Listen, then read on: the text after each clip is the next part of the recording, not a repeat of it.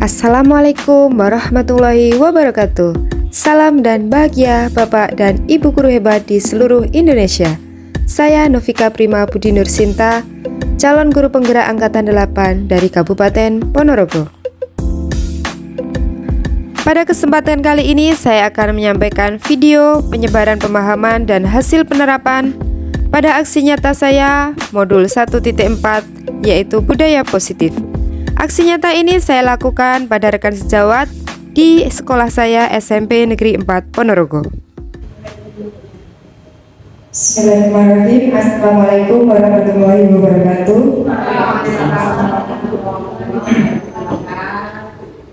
Yang saya hormati Bu Minarti selaku Kepala Sekolah SMP Negeri 4 Ponorogo dan Bapak Ibu Guru rekan sejawat SMP 4 Ponorogo yang menjadi peserta di diseminasi dalam tugas saya di modul 1.4 yaitu membagikan pemahaman dan pengalaman penerapan budaya positif di sekolah.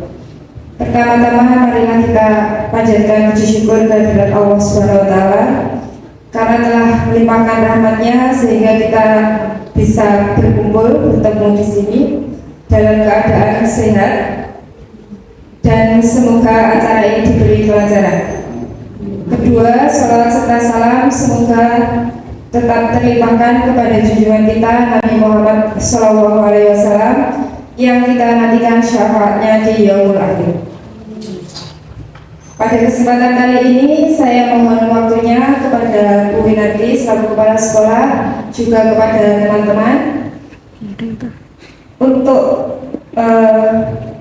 menyimak, mendengarkan dan juga mungkin nanti ada diskusi ringan atau tanya jawab ringan mengenai apa budaya positif tersebut, seperti apa penerapannya di sekolah dan mengapa harus budaya positif, serta menyimak apa yang sudah saya lakukan pada siswa dan mungkin jika teman-teman ada pertanyaan boleh disampaikan. Selanjutnya saya berikan kesempatan kepada Bu Winarti untuk membuka acara ini. Terima kasih. Assalamualaikum warahmatullahi wabarakatuh. Ya, alhamdulillah. Bapak Ibu yang saya hormati, Bu Prima selaku calon guru penggerak yang saya hormati, serta semuanya yang berbahagia. Alhamdulillah. Pada siang hari ini kita bisa berkumpul di sini dalam rangka mengikuti diseminasi budaya positif. Ingat ya? Semoga tidak ada halangan suatu apapun, lancar mulai awal sampai akhir nanti. Yang kedua, salawat serta salam semoga tetap tercurahkan kepada junjungan kita Nabi Agung Muhammad SAW yang kita nantikan syafaatnya di yaumul qiyamah. Bapak Ibu, teman-teman yang berbahagia, kesempatan kali ini pantas kita syukuri ya, karena hari ini kita bisa bersama-sama dalam rangka mendengarkan diseminasi dari CGP kita, dari Bu Prima. Semoga apa yang disampaikan oleh Bu Prima nanti bisa membantu kita semua pada pemikiran yang lebih baik lagi, yang bisa mengarahkan kepada proses pembelajaran sesuai dengan kurikulum pendidikan. Seperti yang disampaikan oleh Ki Hajar Dewantara bahwa budaya positif itu adalah nilai, kemudian keyakinan, kemudian kebiasaan atau pembiasaan di sekolah yang berpihak pada murid, sehingga murid itu dapat berkembang menjadi pribadi yang kritis, penuh hormat dan bertanggung jawab. Itu Ki Hajar Dewantara menyatakan seperti itu. Nah, seperti apa budaya positif yang bisa mengembangkan pribadi murid nanti akan disampaikan sepenuhnya oleh Bu Prima selaku calon guru pembina. Kemudian budaya positif yang diterapkan di sekolah itu sebenarnya merupakan perwujudan dari visi misi calon guru penggerak. Seperti itu Bu Prima ya.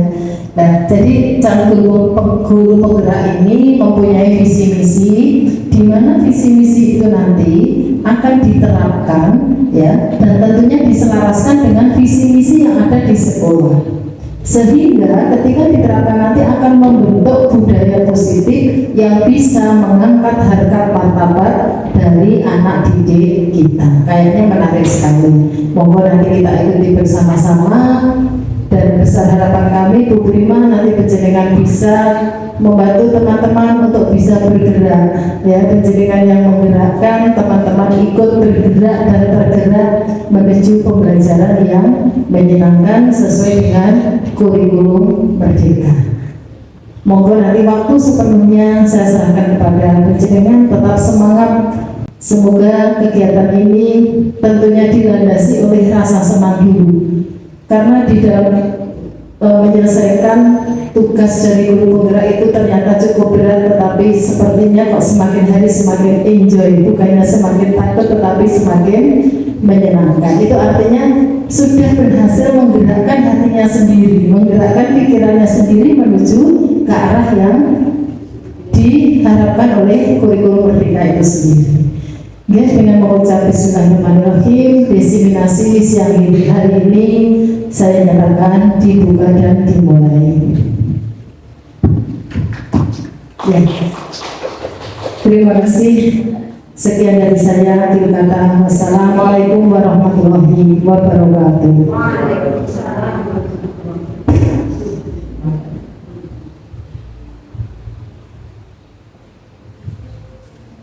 Kami ucapkan terima kasih banyak atas sambutan dan juga dengan telah dibukanya diseminasi ini. Berarti nanti santai mawon ya, tidak perlu tegang karena bukan sesuatu hal yang sulit.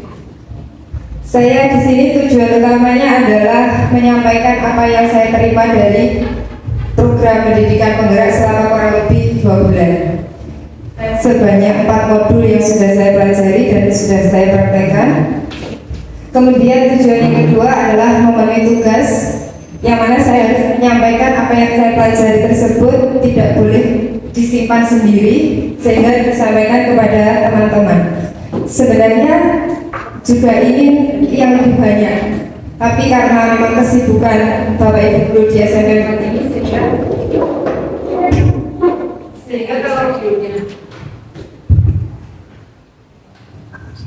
sehingga kalau semua Bapak Ibu guru rasanya untuk mengambil waktu dan jadwal yang pas itu akan lebih sulit, karena sebentar lagi kita sudah memasuki pembelajaran di tahun 2023-2024, sementara tugas ini harus saya selesaikan maksimal besok, harus dikirim.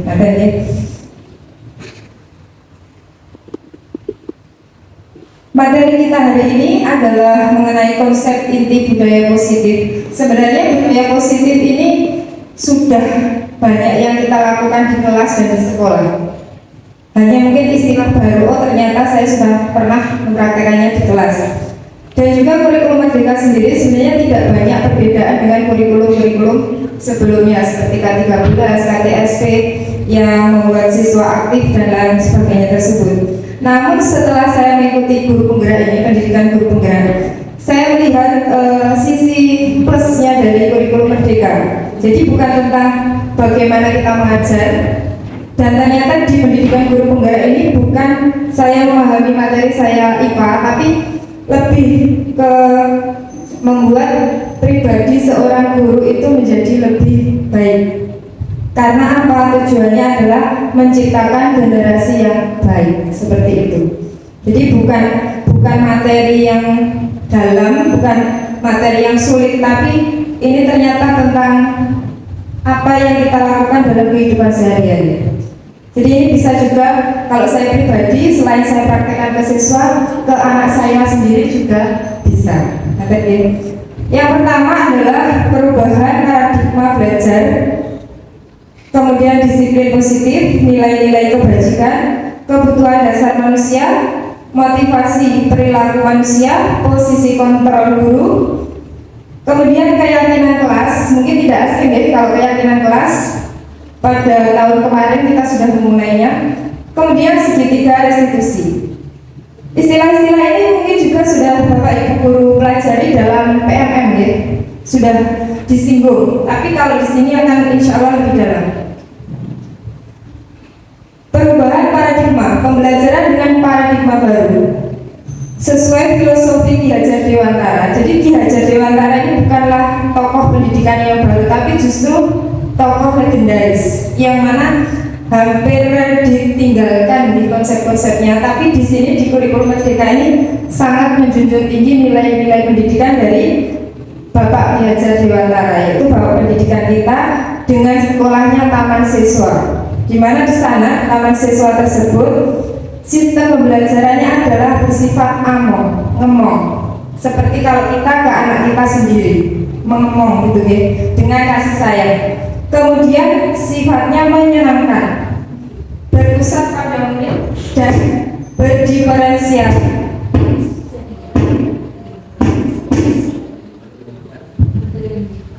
Berdiferensiasi di sini tentang pembelajaran di kelas sudah sering kita praktekkan sebenarnya. Kemudian mengajar dan mendidik dengan cara menuntun kodrat anak. Kodrat anak di sini adalah setiap anak itu memiliki kodrat yang berbeda, karakter yang berbeda, dan disesuaikan dengan kodrat alam dan kodrat zaman. Kita tidak boleh menyamakan sistem pembelajaran sekarang dengan 5 tahun yang lalu. Kemudian kodrat alam, kita tidak bisa mengajar di SMP 4 ini disamakan dengan mungkin SMP Ngebel. Saya pernah ngajar di sana, jadi bisa membandingkan. Tidak boleh menyamakan anak dengan lingkungan yang berbeda. Anak bukanlah kertas kosong. Mungkin pernah mendengar istilah tabula rasa ya, bahwa anak itu adalah kertas kosong. Kita bisa menuliskan apa saja, tapi ternyata bukan. Anak bukanlah kertas kosong, tapi mereka sudah punya corak, yang mana kita hanya bisa memperindah corak tersebut. Selanjutnya, tujuan pendidikan menurut Ki Hajar Dewantara adalah menuntun segala kekuatan kodrat. Jadi yang dimiliki anak tersebut, kita hanya bisa menuntun. Kita tidak boleh membuat anak itu sama seperti apa yang kita inginkan. Kira-kira lebih sulit apa lebih mudah daripada sekedar mengajar gitu kira-kira? Lebih sulit atau lebih mudah Pak Agus? Lebih mudah. Insya Allah lebih mudah Pak Agus. Agar mereka sebagai manusia dan anggota masyarakat dapat mencapai keselamatan dan kebahagiaan yang setinggi-tingginya. Jadi tujuan pendidikan, kalau dulu melulu tentang prestasi, tentang akademik, tentang juara 1 gitu ya. Kalau sekarang di kurikulum Merdeka itu tentang keselamatan dan kebahagiaan hidup mereka di masa mendatang. Itulah perubahan paradigma pada sistem pendidikan yang sekarang. Kemudian penerapan pembelajaran diferensiasi berdasarkan tahap perkembangan sesuai teori psikologis modern. Ada fase-fasenya. Fase fondasi itu usia TK, kemudian fase A kelas 1 dan 2 SD, dan seterusnya. Kalau di kelas SMP 789 itu adalah fase D. Fase D. Sehingga sistem pembelajaran materi dan juga cara mengajar pun berbeda. Kemudian di gambar yang sebelah kiri itu adalah profil pelajar Pancasila. Mungkin saya tanya ke Bu Cici, sudah hafal Bu Cici? Berapa profil pelajar Pancasila? Ya, terima kasih Bu Prima. Nah, ada 6. Sebelah saya Presiden ini Prima, jadi mau diisi. Padahal saya sudah tahu 6. Disebutkan? Boleh ya. Nah, yang pertama ada berbinekaan global. Terus gak apa-apa ya, gak urut ya. Ada kreatif. Terus yang ketiga ada benar kritis, mandiri, gotong royong. Nah, yang terakhir paling panjang, beriman, bertakwa kepada Tuhan Yang Maha Esa dan berakhlak mulia.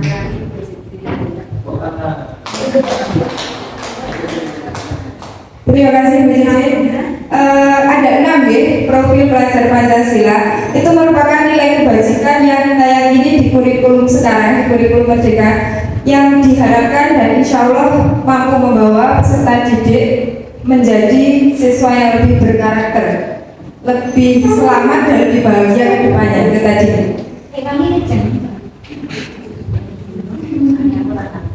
Kita lanjutkan.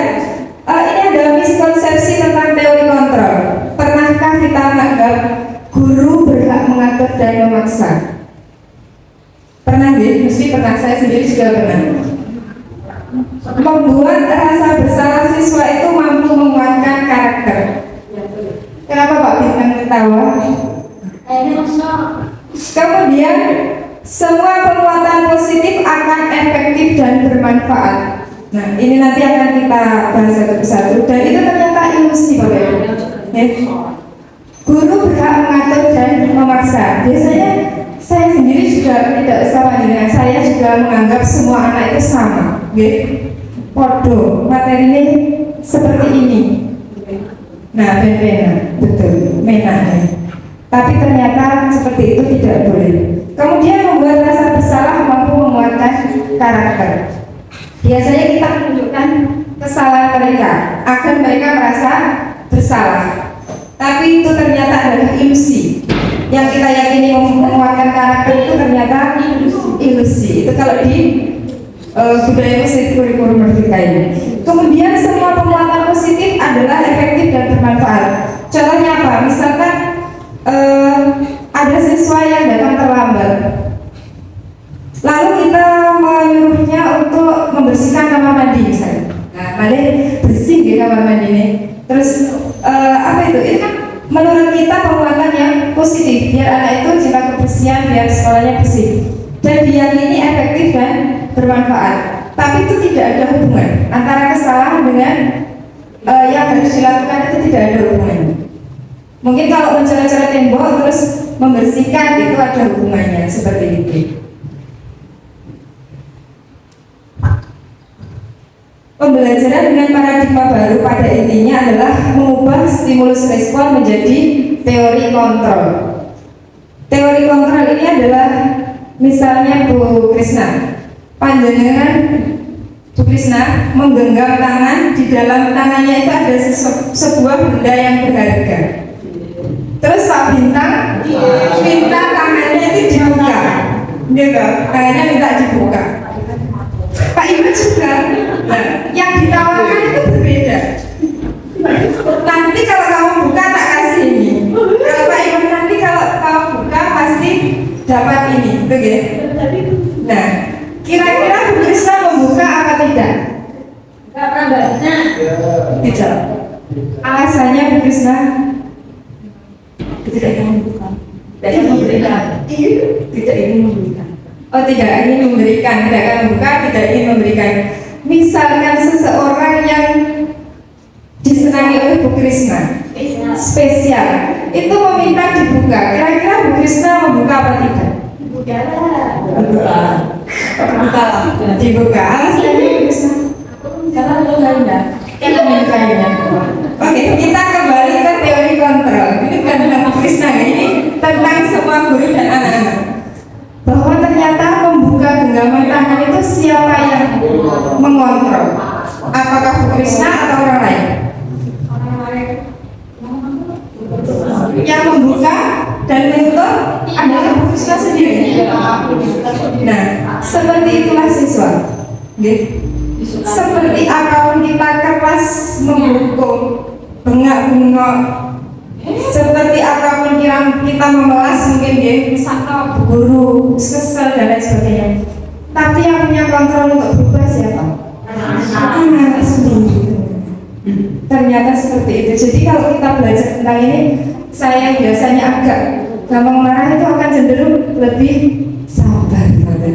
Ya, kalau menurut saya positifnya seperti itu. Itu sudah saya sampaikan kepada pengajar saya, fasilitator saya adalah salah satu manfaat belajar di CGP ini adalah guru menjadi tidak mudah emosi. Nah, kita bahas di situ ada biasanya kita menganggap kebutuhan kita sama, guru dan siswa. Kamu di masa depan pasti butuh ini. Kita menyampaikan seperti itu. Pada teori kontrol realitasnya kebutuhan kita berbeda. Kemudian semua orang melihat hal yang sama. Pada teori kontrol setiap orang memiliki gambaran yang berbeda, baik itu tentang belajar, masa depan, pekerjaan dan lain sebagainya. Di stimulus respon kita mencoba mengubah orang agar berpandangan sama dengan kita. Kalau di teori kontrol kita juga memahami pandangan mereka. Jadi lebih dua arah, bisa diskusi dua arah. Perilaku buruk dilihat sebagai suatu kesalahan. Tapi kalau di teori kontrol, salah pun juga punya tujuan. Jadi lebih logis gitu ya. Meskipun siswa kita salah, pasti dia punya alasan. Orang lain bisa mengontrol saya, tidak. Hanya diri sendiri yang bisa mengontrol. Seperti contoh kasus Bu Krisna tadi. Saya bisa mengontrol orang lain, Anda tidak bisa mengontrol orang lain. Pemaksaan ada pada saat bujukan gagal. Kolaborasi dan konsensus menciptakan pilihan-pilihan baru. Lebih banyak ngobrol, lebih banyak kolaborasi. Model berpikir menang dan kamu kalah. Tapi kalau di sini menang. Oke, siswa dan guru sama-sama menang. Siswa yang berselisih juga akan sama-sama menang. Jadi teori baru yaitu teori kontrol. Kemudian apa sih disiplin positif itu sendiri? Adalah rasa ketaatan dan kepatuhan nilai yang dipercaya menjadi tanggung jawabnya. Disiplin positif merupakan salah satu cara penerapan disiplin yang bertujuan untuk menumbuhkan kesadaran itu dari dalam diri. Motivasi intrinsik atau motivasi dari dalam, tanpa sokongan, ancaman maupun hukuman, bahkan tanpa imbalan atau penghargaan. Karena ternyata di teori yang saya pelajari, penghargaan itu adalah sebuah hukuman. Kenapa? Salah satunya adalah mematikan kreativitas dan menimbulkan perselisihan. Siswa melakukan piket, contohnya siswa melakukan piket kelas bukan karena takut dihukum.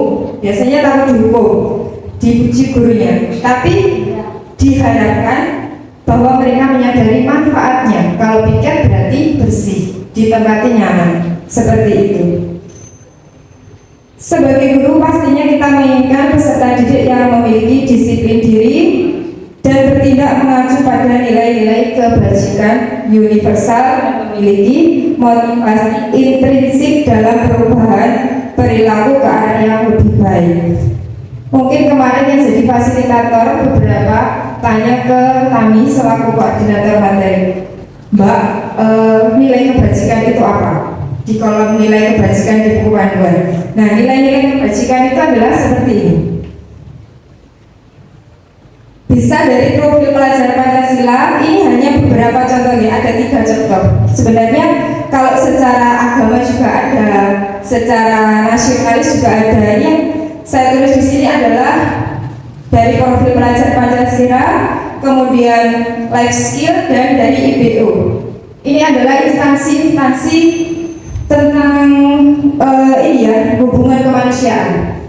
Kalau di profil pelajar Pancasila tadi sudah kita pahami ada 6. Kemudian ada toleransi, rasa hormat, integritas, mandiri, dan lain sebagainya, itu merupakan life skill. Sehingga nilai kebajikan yang dimaksud di keyakinan kelas adalah misalkan datang tepat waktu, berarti nilai keyakinan kelasnya bisa masuk ke dalam salah satu nilai kebajikan tersebut. Kemudian dari BO ada dapat dipercaya, pendengar yang aktif. Nah, hal-hal tersebut merupakan nilai-nilai yang baik yang diistilahkan dengan nilai-nilai kebajikan. Nilai inilah yang akan kita tanamkan kepada diri siswa.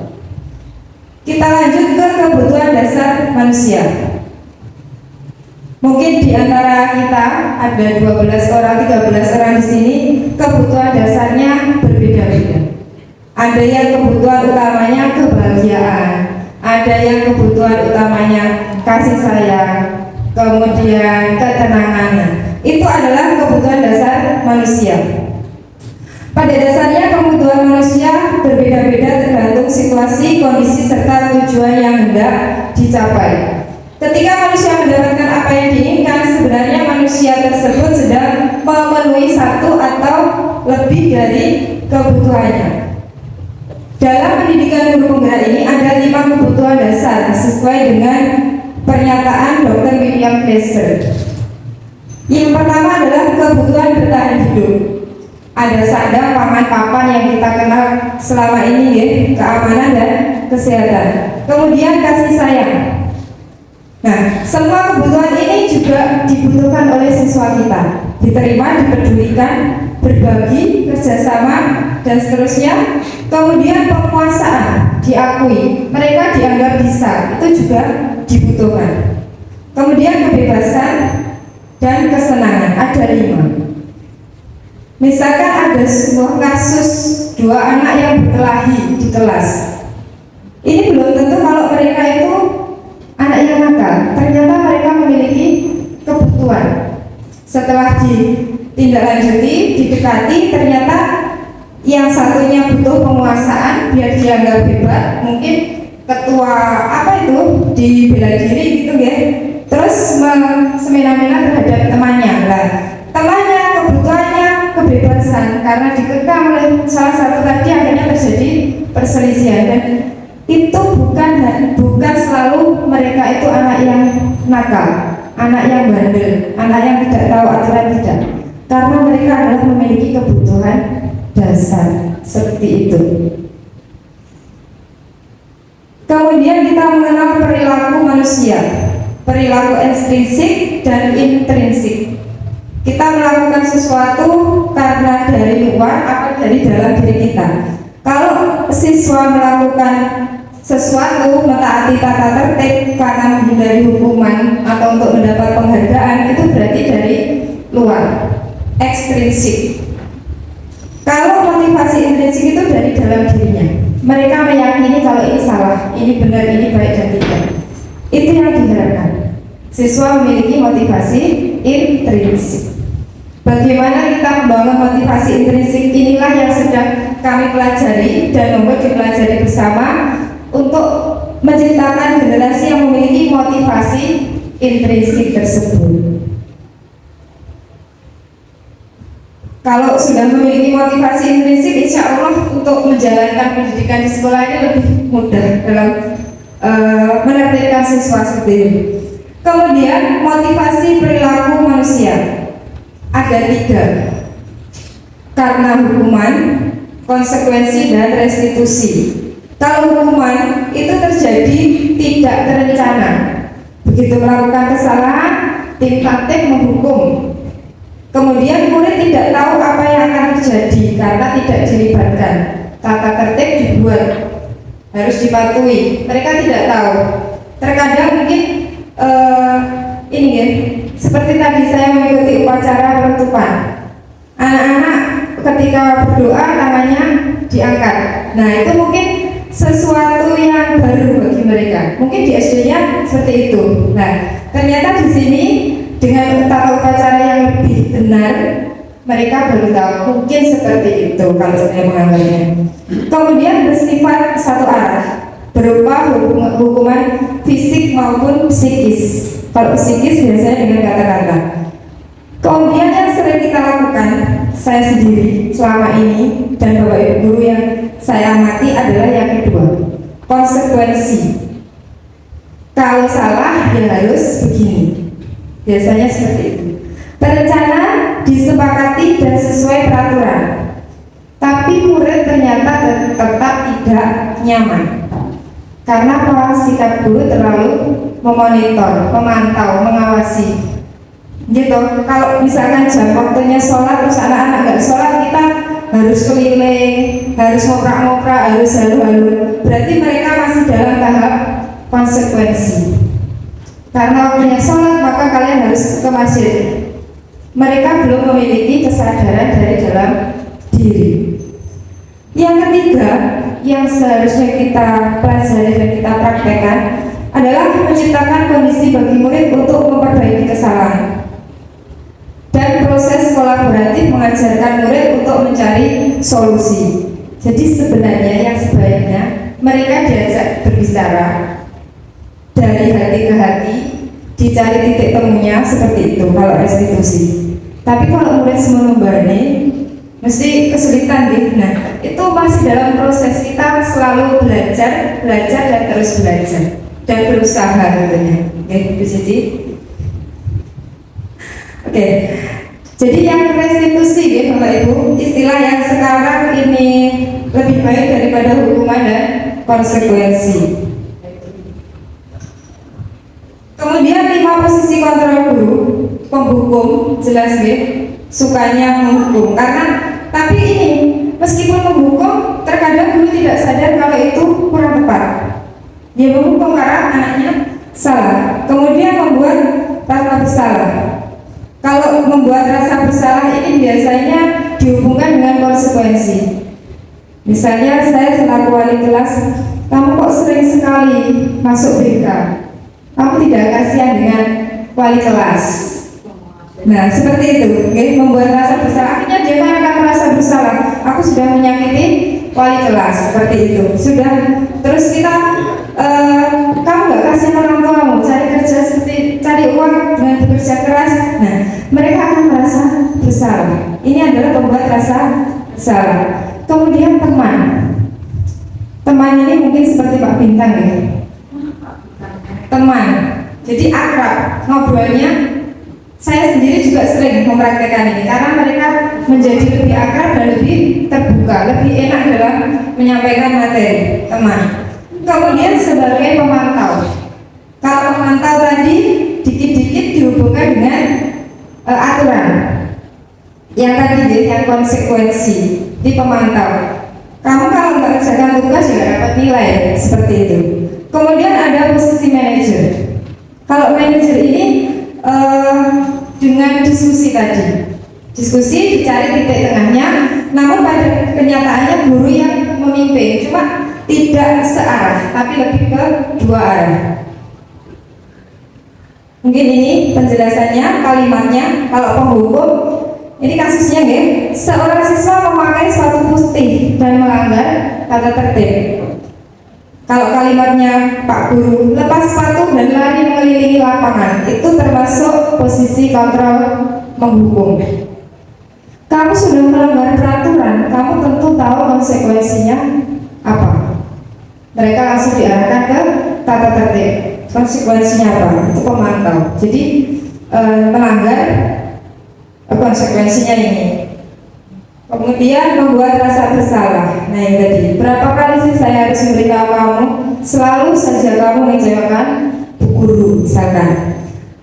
Kemudian kalau teman, kata-katanya itu lebih akrab. Ayo dong bantu Bapak Ibu Guru, ikuti aturannya.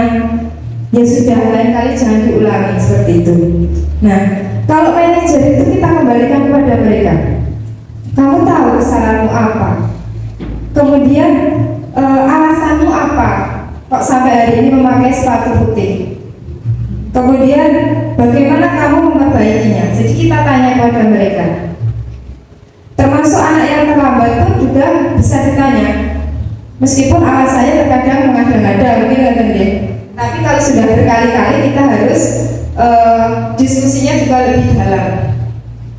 Mungkin kita coba untuk mengenali ya, posisi kontrol seperti apakah kita. Sikapku sudah membuat ibu kesal. Ini saya Pak Suko masuk ke mana nih? Penghukum atau konsekuensi?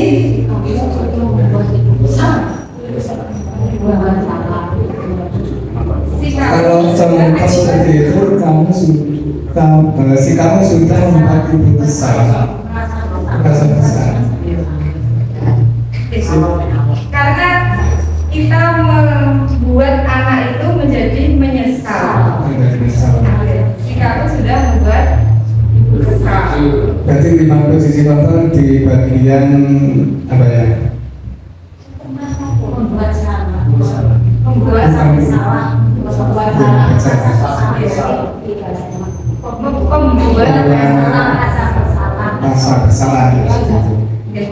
Terima kasih Pak Suko. Terima kasih Pak Suko. Betul sekali deh. Sikapku sudah membuat ibu kesal. Dan biasanya ini memang saya marah sekali, kesel banget. Di kelas saya itu misalkan ada anak yang dibilang sulit sekali, kamu itu sudah membuat saya kesal. Nah, itu pernah juga saya membuat rasa bersalah. Kemudian, kalau kamu tidak mengerjakan tugas dan jelas tidak dapat nilai, ini ada sebab akibat. Pak Iwan. Untuk malam-malam kalau kamu tidak mengerjakan tugas kan saya tidak dapat itu masuk instansi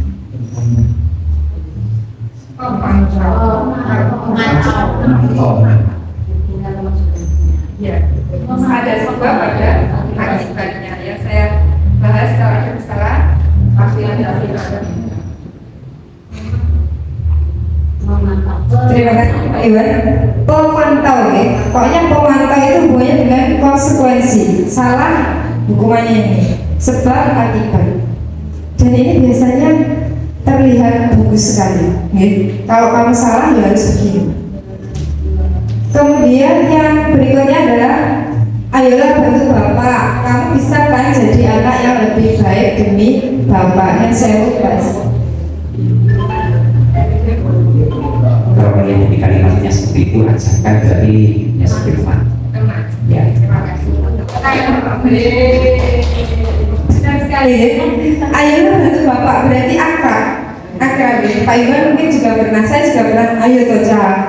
Si mana tuh kalau guru seperti itu. Berarti saya memposisikan diri sebagai teman. Kemudian kalau pertanyaannya, apa rencanamu untuk menyelesaikan masalah ini? Misalnya sudah berantem sama temennya sudah punya bocor. Apa rencanamu untuk menyelesaikan masalah ini? Monggo. Kalau melihat kalimatnya ini masuk ke manajemen. Terima kasih. Terus sekali, karena berpikirnya lebih panjang dan kita menyerahkan keputusan pada mereka. Kembali ke teori kontrol. Yang membuat keputusan adalah mereka. Apa rencanamu untuk menyelesaikan masalah ini? Kalau tadi Bu Cici tertawa gitu, jidatnya bocor, itu pernah Bu, yang namanya Randy dengan Bobby itu gelut dan ininya Randy itu memang berdarah ya bocor. Nah, gitu berdarah. Nah, itu seharusnya karena dulu saya belum mempraktekkan pendidikan di CGP ini, maka saya ya marah dan emosi saya dengan Bu Yuwana itu. Tapi kalau sudah tahu berarti saya akan berusaha lebih sabar lagi dan lebih mengajak mereka diskusi, kemudian menanyakan kalau Randy ini sampai kepalanya itu terluka, apa yang seharusnya kamu lakukan? Kita mengembalikan ke mereka sehingga ada bekasnya. Kalau mereka diberi tanggung jawab, mereka diberi kesempatan untuk menyelesaikan masalah, pasti membekas sampai besok, gitu, ya. Kalau di BK pribadi, ya sama, alhamdulillah. Saya takutnya kalau berbeda. Karena terlambat datang, maka kamu harus membersihkan halaman sekolah. Monggo, Bu Puji. Terima kasih. Kalau dari kalimatnya sudah jelas, itu masuk pada penghukum. Terima kasih Bu Puji. Karena kamu terlambat, kamu membersihkan halaman sekolah. Biasanya kalau menghukum ini sakunya gurunya, sekeluarnya gurunya. Karena mungkin agak marah dan agak kecewa dengan. Tapi sebenarnya ini diyakini sebagai hal yang baik kan, membersihkan halaman dan membersihkan kamar mandi misalnya. Tapi tidak ada hubungannya. Seperti memakai sepatu putih terus keliling lapangan. Nah itu tidak ada hubungannya. Itu adalah hukuman. Hukuman yang tidak sesuai dengan apa yang dilakukan, kesalahannya. Kira-kira ada pertanyaan apa dari? Kemudian kita lanjut ke keyakinan kelas. Nah ini sudah kita praktekkan, mungkin Bapak Ibu fasilitator di MLS sudah membuat keyakinan kelas. Mengapa harus keyakinan kelas dan mengapa bukan peraturan kelas? Pak Bintang bisa menyampaikan alasannya? Anda fasilitator. Mengapa saya keyakinan kelas, mengapa bukan peraturan kelas? Mungkin untuk lebih menyentuh relung hatinya dari siswanya seperti ini.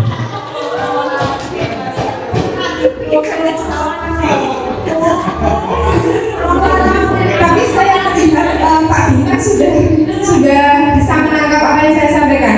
Mungkin hanya beda bahasanya. Intinya dari dalam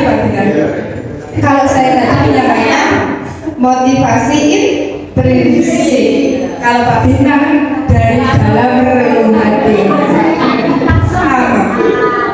Berarti Pak Bintang sudah paham apa yang saya sampaikan nih Pak. Cuma beda kalimat, beda kata. Alhamdulillah sudah masuk berarti apa yang saya sampaikan. Ya, kenapa keyakinan? Karena keyakinan dan peraturan itu berbeda. Peraturan itu adalah tatanan, ditata oleh orang lain. Tapi kalau keyakinan dari diri kita sendiri, kita yakin. Termasuk untuk suatu kepercayaan, kita kan tidak mengikuti aturan, ya. Kita mengikuti keyakinan. Seperti itulah antara peraturan dan keyakinan. Inilah alasannya. Peraturan adalah tatanan, sedangkan keyakinan adalah sebuah kepercayaan. Sehingga kalau kita percaya, kita yakin, kita akan mempraktekannya. Pembentukan keyakinan kelas, mungkin kemarin ada yang sudah praktek, pernyataannya harus universal. Universal, di umum. Tidak boleh hanya datang 5 menit sebelum pelajaran, itu masih terlalu sempit. Dibuat dalam pernyataan positif, tidak boleh mencoret bangku. Kata-kata tidak, bukan, dan jangan itu adalah kata-kata negatif. Jadi kalau keyakinan kelas harusnya bagaimana? Positif, kata-kata yang positif. Karena kalau tidak, ini akan menimbulkan emosional anak itu tertantang untuk melakukannya. Justru seperti itu. Dilarang bertengkar, melakukan. Ya, jadi kata-kata bukan, jangan, dilarang itu secara emosional itu akan membuat mereka untuk mencoba. Jadi usahakan kalimat atau pernyataannya positif. Misalkan menjaga kebersihan kelas adalah tanggung jawab kita bersama. Itu lebih enak diingat dan didengar daripada dilarang membuang sampah di dalam loker gitu. Jadi lebih umum dan lebih positif. Sedikit kata dan mudah diingat. Gak usah banyak-banyak. Keyakinan kelas itu 4, 5 itu sudah banyak, termasuk banyak. Sesuai dengan kondisi sehingga mudah diterapkan. Kelas 7A, 7B, 7C tidak harus sama. Karena apa? Karakter dari siswanya juga berbeda. Dan ini yang membuat keyakinan ini Bapak Ibu Guru apa bersama kira-kira? Bersama, bersama. Kalau semua disepakati secara bersama, insya Allah akan lebih mudah diterapkan. Semua warga dilibatkan. Contoh keyakinan kelas yang simple, ini saya dapat dari internet. Bertanggung jawab mengerjakan tugas piket. Jadi tidak boleh melanggar tugas piket. Nah itu tidak tepat. Tapi yang tepat adalah positif. Bertanggung jawab mengerjakan tugas piket. Bersikap jujur, ini universal. Termasuk di rumah, termasuk ulangan ya. Bersikap jujur. Kalau tidak boleh mencontek saat ulangan itu kan sempit dan negatif. Sehingga kita bisa mengatakan bersikap jujur itu sudah luas jangkauannya. Bersikap tenang saat pelajaran berlangsung. Ini juga tidak ngomong sendiri, juga tidak pola. Kemudian bersikap sopan dan menghormati guru, saling tolong-menolong, hidup rukun dengan teman. Itu adalah salah satu contoh keyakinan kelas. Mungkin besok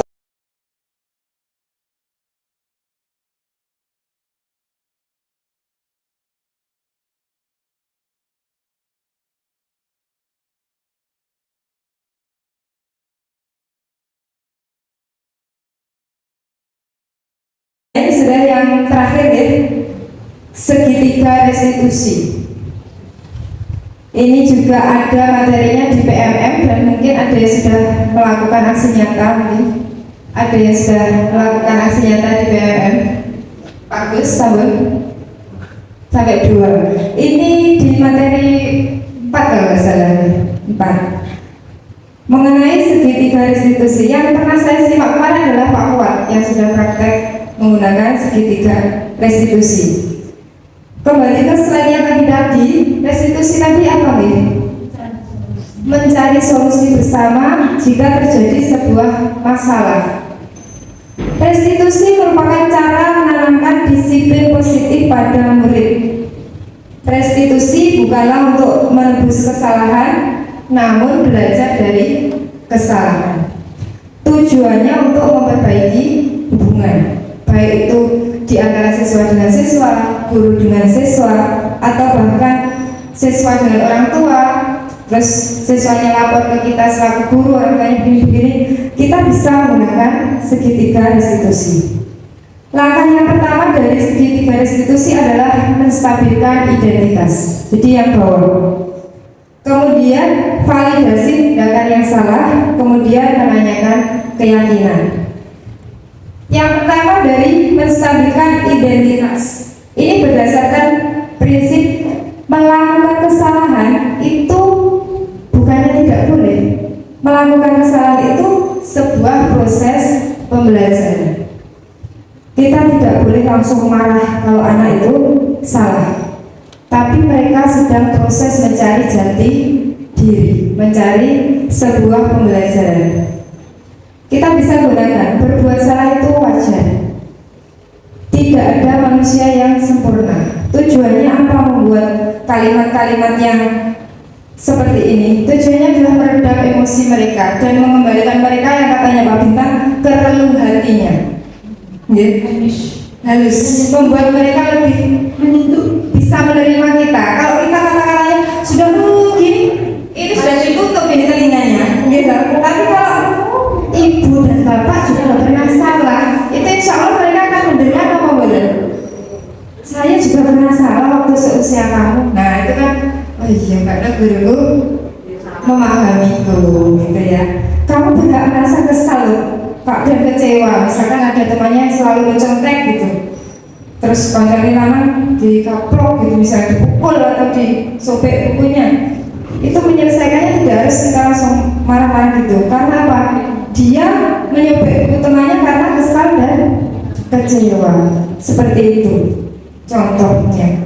Kemudian yang kedua adalah validasi tindakan yang salah. Nah, setelah kita lulus tadi, kita mencari identitas mereka, memasuki relung hati yang kata Pak Benar tadi ya, kita bahas tentang tindakan mereka yang salah, yaitu menggunakan prinsip bahwa setiap perilaku kesalahan pasti memiliki alasan dan untuk memenuhi kebutuhan tertentu.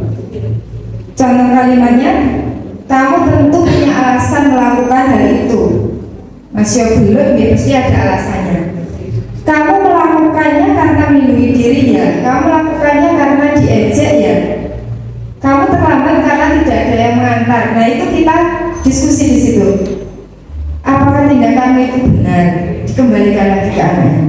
Ini pernah saya belajar di materinya CPB. Itu ada anak TK itu lari dari kelas, ke jalan raya. Bahaya loh, gurunya gupuh langsung ngejar. Nah ternyata dia senang begitu dikejar. Senang, bukan kok takut takut terus tunduk, itu enggak, malah senang terus lari. Nah ternyata mereka juga punya alasan, dan itu alasannya beragam. Mungkin dia butuh pengakuan saya hebat karena membuat ibu guru berlari mengejar saya. Ada juga alasan saya bosan di kelas karena disuruh duduk terus. Kemudian ada alasan mencari perhatian, Jadi banyak sekali alasannya. Kita gali di situ. Kalau di siswa SMP kan biasanya masalahnya karena kurang perhatian orang tua. Nah itu juga bisa kita sikapi. Dicari dulu masalahnya seperti apa. Apakah kurang perhatian atau salah pergaulan. Kemudian yang terakhir kita tanyakan keyakinannya berdasarkan teori kontrol bahwa sebenarnya yang bisa mengontrol diri mereka siapa?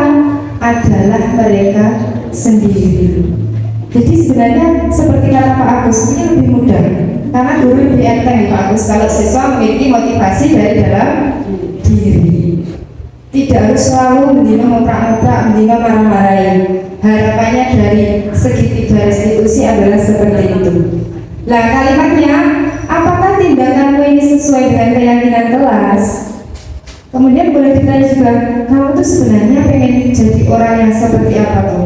Tujuanmu sekolah di sini mau jadi apa? Itu bisa kita mengembangkan pikiran dan pandangan mereka. Kalau kamu melanggar, siapa yang akan dirugikan? Bukan begini ya katanya. Kalau kamu melanggar berarti kamu sendiri yang rugi dan lain sebagainya. Itu kan dari kita. Mereka kan tidak mau berpikir. Kalau pertanyaan-pertanyaan seperti ini akan lebih membuka open minded, betul. Apakah tindakanmu ini benar? Apakah tindakanmu ini salah? Kalau kamu seperti ini, keuntunganmu apa? Mungkin seperti itu nih, yang bisa dilakukan dari menanyakan keyakinan. Kemudian kemarin pada tugas 1.4 juga pada koneksi antar materi saya mempraktekkan sebuah segitiga restitusi yang bisa saya sampaikan karena juga harus disampaikan kepada teman-teman. Contohnya bagaimana? Ini saya punya sebuah kasus. Jadi Aira, mungkin ada yang pernah mengajar Aira. Nah, Aira itu pintar deh Bu, pintar, aktif, tapi pernah kelasnya itu gaduh karena tidak mau berkelompok dengan yang lain. Rani dan Clara. Rani itu memang anaknya gruwis terus sambil omongan, betul Pak Aira. Nah, Aira itu tidak mau kelompokan sama dua itu. Padahal pintar. Kalau yang lain mau gitu. Nah, ini saya coba mendekati. Dan sebenarnya ini adalah cuplikan yang sudah di video. Sebelumnya pertanyaan saya lebih banyak. Dan ternyata dia sadar, oh gitu ya Bu. Ah iya Bu, gitu. Nah, terus setelah ini kamu video dengan saya ya. Nah, dia mau. Gitu. Saya tunjukkan nih. Kasus 1. Aira, anak yang pandai dan aktif pada semua pelajaran. Setiap kegiatan pembelajaran di kelas, dia selalu berusaha maksimal. Hasil belajar pun biasanya memuaskan. Namun pada suatu ketika, Aira menolak berkelompok dengan Rani dan Clara. Ia meminta tukar saja dengan teman yang lain, sehingga menimbulkan kelas yang tidak kondusif. Assalamualaikum Bu. Waalaikumsalam. Silakan duduk Aira. Aira, boleh bicara sebentar? Boleh. Kemarin saya dengar kamu tidak mau berkelompok dengan Clara dan Rani ya? Iya, Bu. Kenapa alasannya? Karena Clara dan Rani suka bermalas-malasan dalam berkelompok. Saya kan mau kalau hasil kelompoknya itu maksimal. Oh gitu. Bagus sekali keinginanmu sebenarnya. Kalau bekerja dalam kelompok, kita ingin hasilnya yang maksimal. Begitu juga saya, kalau menjadi siswa pasti ingin hasil kelompoknya maksimal. Tapi apakah tindakan kamu menolak teman dalam satu kelompok itu benar? Tidak, tindakan itu tidak benar. Apakah ada solusi lain? Ada dengan cara mengajarnya bekerja sama atau memotivasinya agar mau bekerja sama dengan kita. Oke. Lalu biar hasil kelompokmu maksimal harusnya bagaimana? Apakah dengan menerima teman kelompok itu hasil kerja kita bisa maksimal? Belum tentu, tapi kalau kita mau berusaha untuk mengajarnya jadi lebih baik lagi, mungkin hasilnya akan maksimal. Oke. Baik sekali Aira. Nanti pula, apakah kamu ingat keyakinan kelas? Ingat Bu, Nah, kalau kita menolak teman dalam satu kelompok, kira-kira keyakinan kelas apa yang sudah dilanggar? itu mau berteman dengan siapapun tanpa membeda-bedakannya. Ya, berarti kalau kita meyakini keyakinan kelas, kita harus mempraktekannya dengan cara mau berteman Dengan siapa? dengan siapapun.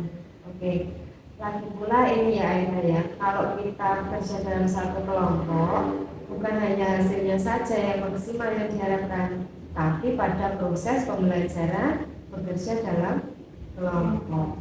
Oke, semoga kalian bisa menjadi kelompok yang solid ya. Baik Bu, terima kasih. Sama-sama.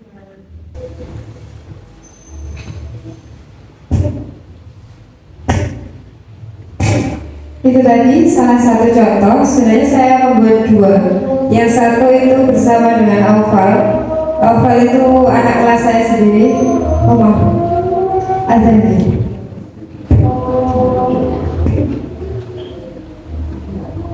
Kita lanjutkan. Nanti insya Allah 5 menit lagi selesai. Karena tinggal 1 slide. Saya lanjut tentang Alfa tadi. Alfa itu sering dimarahi teman-teman perempuannya karena pas hari piketnya tidak piket, terus membuat didenda oleh temannya. Tapi kan itu tidak pas ya, tidak piket terus didenda, salah gak belum piket. Akhirnya saya menyelesaikan masalahnya dengan segitiga restitusi. Kenapa setiap piket tidak pernah piket? Karena yang mengantar adalah akumnya. Di sini hanya dengan kakek neneknya, terus nunggu sarapan dan lain sebagainya. Alasannya telat, selalu telat. Pokoknya datangnya tuh pasti mepet jam masuk, sehingga tidak pernah piket sama sekali. Nah, itu saya mencoba segitiga restitusi dengan Alfa, dan ternyata dia menyadari bahwa ternyata bisa menemukan solusinya, yaitu matur ke akumnya. Nah, sebenarnya kan hal tersebut bisa kalau kita kembalikan ke anaknya, anak bisa berpikir solusinya seperti apa. Dan tidak selalu orang tua itu mengantar terlambat kalau mereka tahu ternyata anaknya itu waktunya piket. Mungkin kemarin-kemarin Alfa tidak menyampaikan kalau hari Kamis itu waktunya piket seperti itu. Jadi memang butuh banyak komunikasi, butuh banyak ngobrol ya. Nah, tiba pada penutup. Ini penutup, sudah selesai materi kita.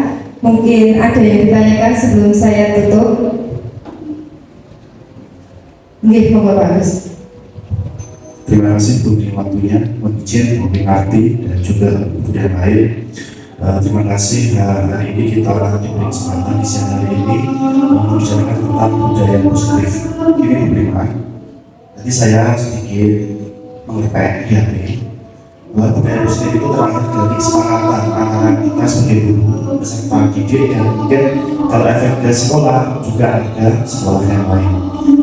Mungkin budaya positif itu atas dasar kesadaran yang tumbuh dan dari motivasi fisik diri siswa didik. Yang saya tanyakan, mungkin Bu Bima sebagai guru penggerak mungkin ada kiat-kiat tersendiri bagaimana cara guru agar tidak cepat emosi ya dalam menghadapi peserta didik yang sangatlah susah memahami capaian materi tertentu itu. Mungkin itu biar kita sama-sama berpikir positif antara guru dengan peserta didik. Terima kasih. Terima kasih Pak Agus atas pertanyaannya. Jadi mengatasi bagaimana biar tidak emosi, cepat emosi. Kita kembalikan lagi bahwa semua karakter siswa itu berbeda-beda. Semua karakter berbeda-beda dan materi bukan tujuan yang utama, tapi kita ke karakter seperti itu Pak Agus. Dan kita kembalikan ke teori kontrol tadi bahwa sebenarnya mereka yang mengontrol diri mereka sendiri. Kita bisa ngajak ngobrol, berdiskusi dan berkolaborasi dengan. Mungkin itu Pak Gus. Saya tutup Bapak Ibu. Dalam penerapan disiplin positif, tentu guru juga harus memiliki potensi yang selalu mau dikembangkan. Jadi kalau kita ingin siswa kita baik, maka kita harus berusaha baik dulu. Kemudian mengenali nilai dan perannya sebagai pendidik. Selain itu dalam penerapan budaya positif tentu dibutuhkan kolaborasi dan dukungan dari semua pihak. Tidak bisa guru sendiri, tapi ada dari kepala sekolah, komite, kemudian tenaga kependidikan, bahkan juga siswa dan wali murid. Hingga tujuan akhir dari usaha penerapan disiplin positif ini adalah terwujudnya generasi yang mandiri dan bertanggung jawab. Itu dari saya. Terima kasih atas perhatiannya. Jika ada lebihnya itu semata-mata karena Allah Subhanahu wa taala. Jika ada kurangnya dari saya mohon maaf. Assalamualaikum warahmatullahi wabarakatuh. Yang foto dokumentasi setengah malam ini.